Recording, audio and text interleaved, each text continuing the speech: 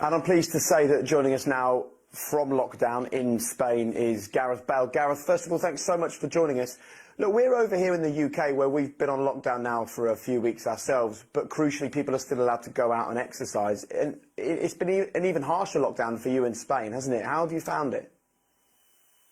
Yeah, first of all, nice to come on and speak. But I think over here in Spain now we've been on lockdown. I think we're in our 6th week. So it's quite a strict lockdown over here. We can't go out at all. We can't have that exercise where we can go out for a run or a walk or something. So it's very, very strict here. And but I guess we're all doing it for obviously the greater good, and we understand the kind of sacrifices we need to make to try and make things better.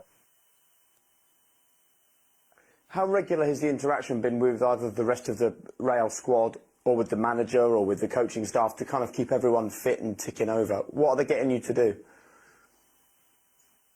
So we're basically just being sent like 2 weeks of kind of training schedules, what to do kind of in the gym, whether it be running or weights or like kind of prehab kind of stuff to make sure you're staying on top of everything. So it's just...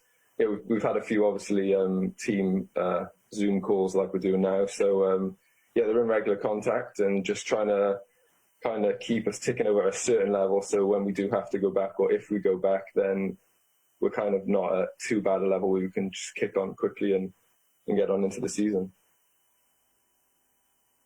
We've spoken to quite a few players in lockdown so far, and all of them are kind of finding it quite a unique experience psychologically as much as anything else. You know, you're now in your 30s, you've been playing football constantly every single season since you were kind of 9 or 10 years old.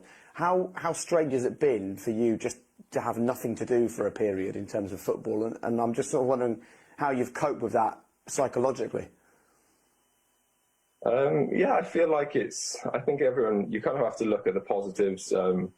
Normally we're traveling every couple of days to away games or in hotels the night before a home game, and I think just being able to be home with the kids and my wife and the family and spend time with them, and not have to go to work every morning, come back and then travel, and then they're going to school, and it's just been nice to spend some time with them. And I think obviously everybody wants everyone to play football, but I think the most important thing is that everybody does keep safe and we don't come back too early, and we make sure everything is done correctly and safely before anything returns, so we can avoid kind of a second wave of this virus.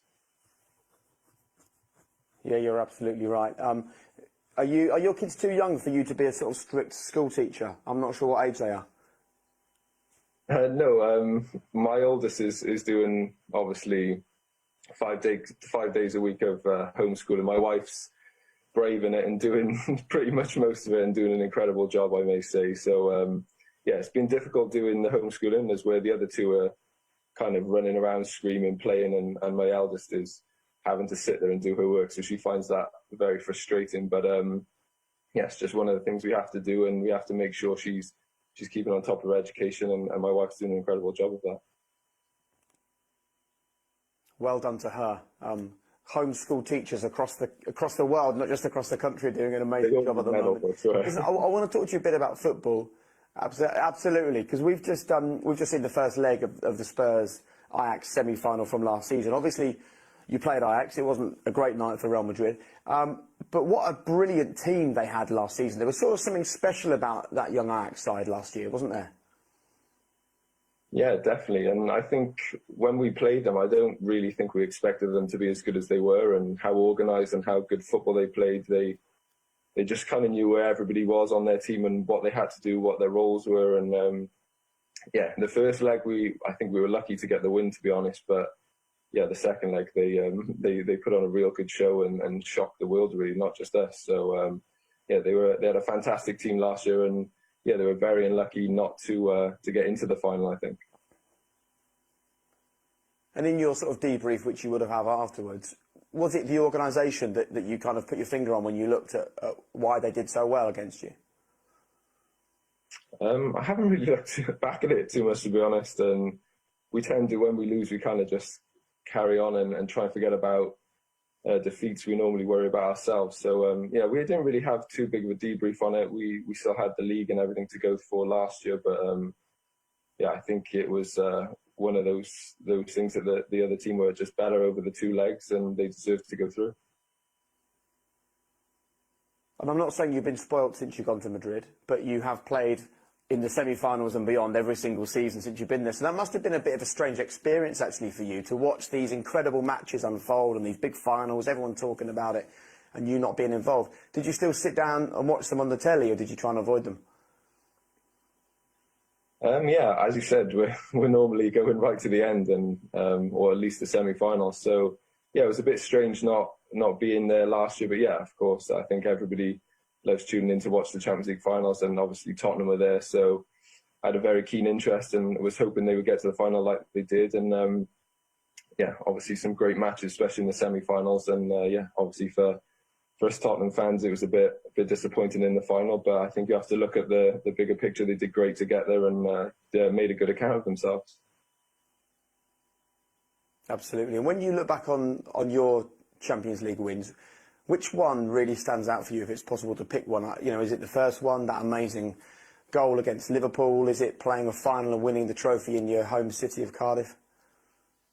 They all have their kind of special moments, I guess. I think the first one is always so special because you've obviously never really won a trophy before, and to win obviously your first is, you don't know the experience of it and the excitement you get from it and the euphoria you get from lifting the trophy. And then obviously winning in my home city was obviously an incredible moment for me personally. Obviously not many people get to do that. And then obviously the last final I played in, to be able to score that goal and for it to be the winning goal, they all have their special moments. So it's difficult to pick one, but yeah, probably in terms of the overall kind of experience, probably the first one, because it was the first final, not to expect what was coming, the nerves that came with it, and then kind of how we won it as well in the last minute. And yeah, the celebrations were nothing I've ever experienced before, so it was always, everything was just new, so it was just really exciting, and that's what made it so special, I think. It's brilliant. And look, I'm sure you're hoping that before long you get to play in the Champions League once more. You're still in it this season. It's just a case of all of us really sitting at home, doing our bit to protect those around us that are more vulnerable, and kind of waiting, really, isn't it? Waiting for some news until they tell you Gareth back in training, and a few weeks later matches. Yeah, no, of course. And the difficult thing, obviously, you hear everybody speaking now about they want to get the season finished and they want to do this, that. But I think you need to look at the bigger picture. The most important thing is everybody's health. I think football, obviously, everybody misses it. Everybody wants to play. Everybody wants to watch it. But the bigger picture is there's going to be many, many more seasons of football in Champions League and leagues and cups. So I think the most important thing is to get this right now. And yeah, as I said, if we can get that right, that will make football last much longer in the future, and we won't have another problem like this again. Absolutely. Listen, thanks so much for joining us. Look after the family out there.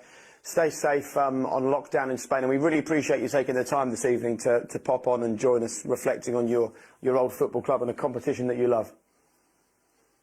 No problem. Thanks for having me, and yeah, keep safe as well.